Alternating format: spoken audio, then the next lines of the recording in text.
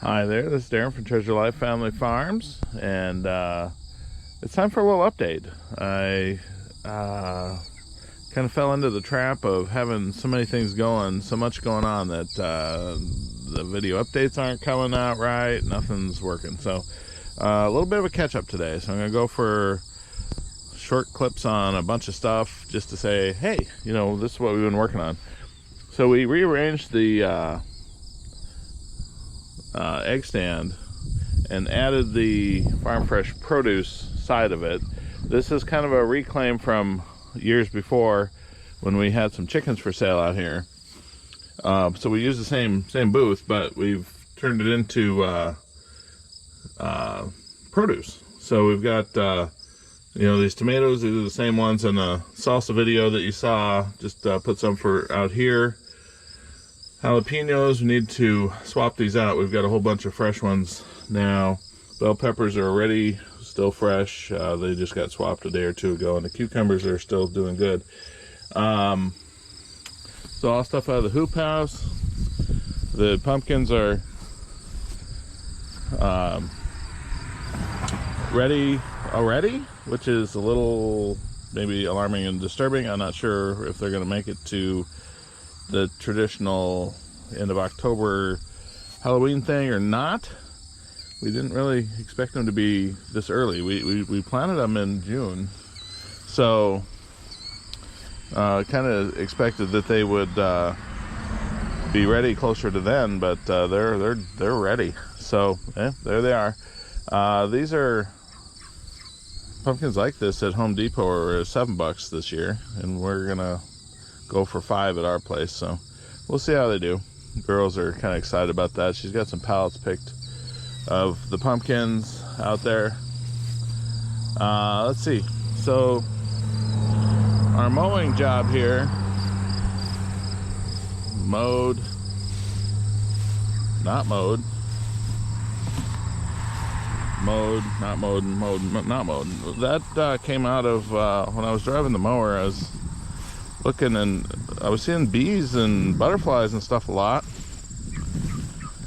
and thought, well, what are they gonna do tomorrow when I get all the grass mowed? So I just started leaving strips, and so now we're mowing basically half of it.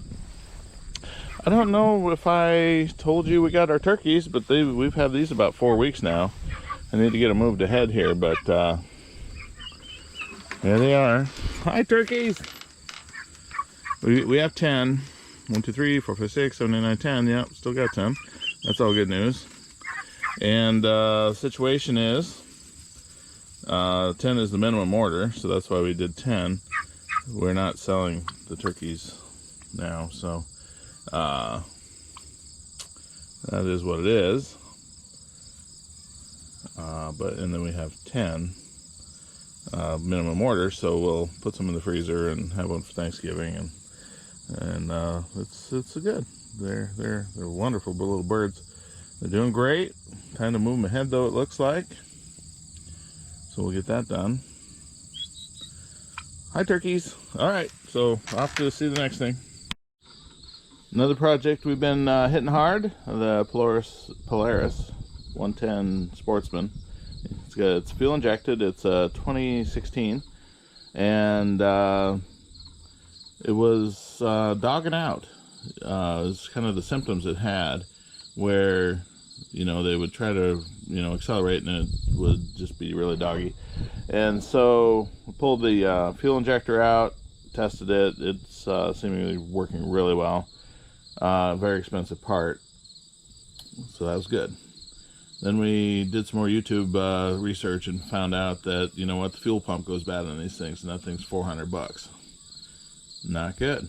But there's also guys on YouTube that were replacing it with Kenzo off of Amazon for around $40, and so we did that project. So you got to take all the plastic off and get the fuel tank opened up and take the fuel pump and all that stuff out. But that Kenzo fit right in there, and this thing runs like a champ now. This is going to be for sale because it's 110. It's this size, and our kids are now just they're not too big for it, but they're too big for it. So we're gonna get this washed up and posted for sale. We gotta figure out what it's worth, and then ideally we stick the money in a sock somewhere and buy a bigger four-wheeler. Our goal is probably for some kind of a Honda full-size four-wheeler. So anyways, that's the four-wheeler project. Been working on that. Why am I showing you an empty chicken tractor? Well, that's an empty chicken tractor. That had half of the last of our Freedom Rangers in it. We just processed a batch of 73 out of 75, so we did a pretty good ratio there. The turkeys are in the other one, so we had that broiler group split into two and two chicken tractors. So that worked out pretty good. They're all processed in the freezer now. So this is get put away, so we need to make that one of our projects to get that put away. So that is something we've been working on, doing a lot of chicken processing in the last couple weeks. So again, that's why we didn't get any videos done. But anyways, good to have that done, and let's go see the next thing. Also time to move these guys. This is the younger set of the Barred Rock hens. We also have to get leg bands or some way to identify these ones versus the adults, because next year, or then over the winter, they'll all be in the same place inside of that run-in shed. And then next year we want to split them back out into separate flocks, and then these will carry a year past when the other ones age out, and we'll be doing half and half kind of a thing. So here we go. The Barred Rock smaller hens are growing up. Another project we have here. All right, the small hoop house. We got encouraged by the big one enough that we are getting the skin on the little one. I don't think I've mentioned this since we've done it. Been a few weeks. So we got the skin on the ends and on the top. We need to build the side roll-ups, and we need to put landscape fabric all the way around on all the sides. So we need to clean up the grass and the weeds and the stuff, and then get that. But this is going to be probably growing flowers next summer as sort of the plan right now. So that's one other thing we've been working on.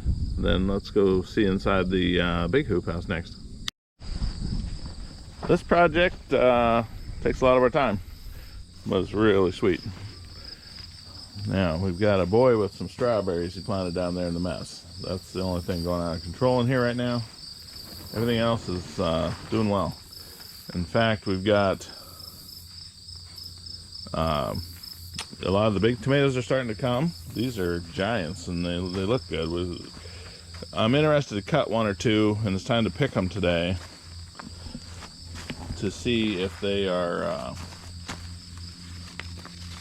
going to be stemmy inside, or what are we going to have. But that's really nice. We got a few of those ready to go, and as those come on, I'm thinking we're going to have another batch of salsa. We've got some of these cherry tomatoes coming here. They make nice little packs like that. They're really tasty too. That's really good. Just for perspective, these two rows here, straight on, were all planted direct seed, and that row with the taller ones over here, that was transplants out of the basement. So the big plan for next year is to get out here about April 1st and direct seed almost everything, cucumbers and all that. Okay, so it's raining in here today. Condensation's coming down. That's interesting. You can see some of these peppers. This is the bucket peppers. That actually works too. I don't think it works as good as the in the ground version, so we probably won't do the bucket line peppers anymore. Cucumbers are still producing. They're looking a little sad in a lot of places. They're just aged out, I think. And they probably need trimmed. That's something my daughter was telling me. It's like, we should probably trim these things back and let them kind of start over. But They're still growing some good cucumbers. I need to run the fertilizer again in here. I'm sure that's part of what's going on with cucumbers. Tons of tomatoes coming over here.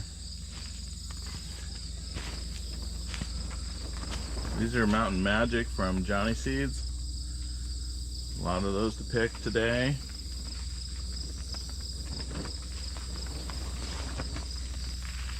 A lot of the cherry tomatoes coming.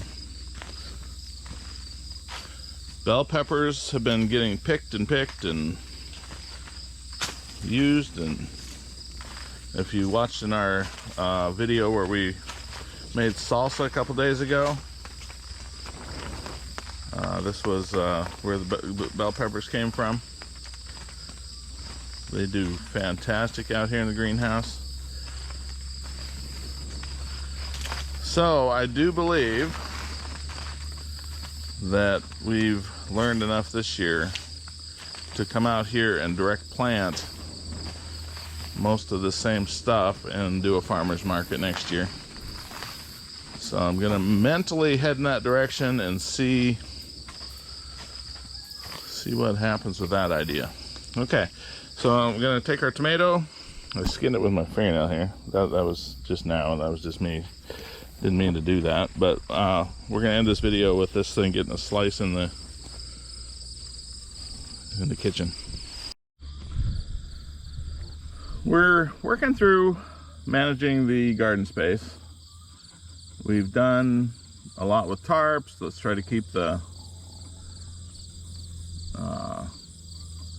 grass and the weeds down with tarps, and that works where you have tarps and then the wind blows them and they're off, and we don't get back to micromanaging those things enough, and then the grass grows and I try to mow the grass, and we don't have a good push mower right now. The one we have doesn't run. That needs to get worked on. So and then we didn't really expand into these beds this year. We made all these beds, we do all the work to make the beds, and then we don't expand into them, and that's fine, but I think that's the reality too. So my problem then is my zero-turn mower can't handle the humps and the dips. It gets through most of this fine, but then it gets stuck in those. So I'm going to bring the BCS Power Harrow out here, and we're just gonna kind of level this out and do some power harrowing to keep the weeds and stuff down. Worst case scenario, it gets ahead of us and we mow it, but I can't mow it right now, so I just want to power harrow it, I guess, for a bit. And then when we want beds, we'll make beds. So that's the plan there. We're working on this today, by the way. The flower project is awesome. These things are just gorgeous, and they're a ton of work, I get that. You can't even imagine the smell coming off of this thing here. It's like a lemongrass. So smells so good. The sunflowers are sort of past their deal. They're going to seed now, so that'll be interesting. Maybe we can seed those for bird seed. Just want to show you some of these flowers. Look at these beauties. This is amazing.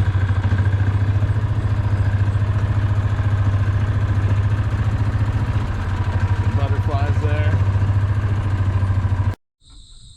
This is our pollinator habitat. We got a little over half an acre. It's supposed to be a half acre, so we went a little extra just to make sure we met the qualifications. So this is with NRCS, and so they basically chipped in about $100 on the seed, and I think we spent a couple $100 on it. So the idea is this kind of shaggy looking mowing job here turns into this pollinator habitat. It's continual flowers all summer, and they say it takes about 3 years to establish.